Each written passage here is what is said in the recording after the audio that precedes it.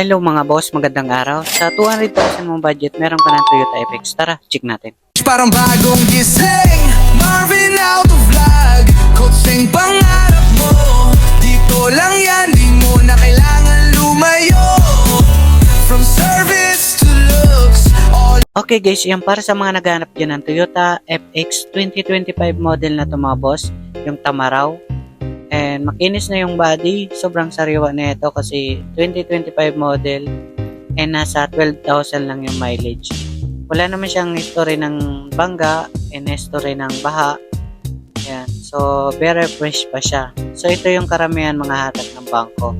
Hindi masyadong gamit. Kasi 12,000 lang yung tinakbo. Ayan. Bali, sasakyan nyo na lang itong mga bossing. Ayan, mga bago pa yung gulong. Hindi ito sa interior mga boss. Ayan, fresh naman siya. Sariwa pa. Ayan. So, car wash na lang konti ang kulang. Naka-plastic pa yung sa ano niya. And may manual booklets pa rin naman siya. Ayan. So, bagong-bago pa itong mga bossing. Sa gulong na ito, ayan, makapal pa naman siya, 95%. Kasi dito, ayan, 14 yung size. And 2024 model ang gulong na to. Ayan. So, 5 years naman ang expired yan.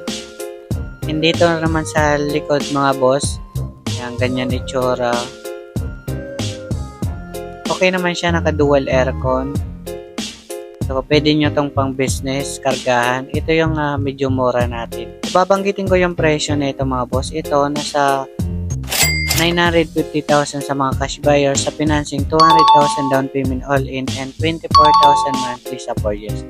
So, yun lang mga boss. Salamat.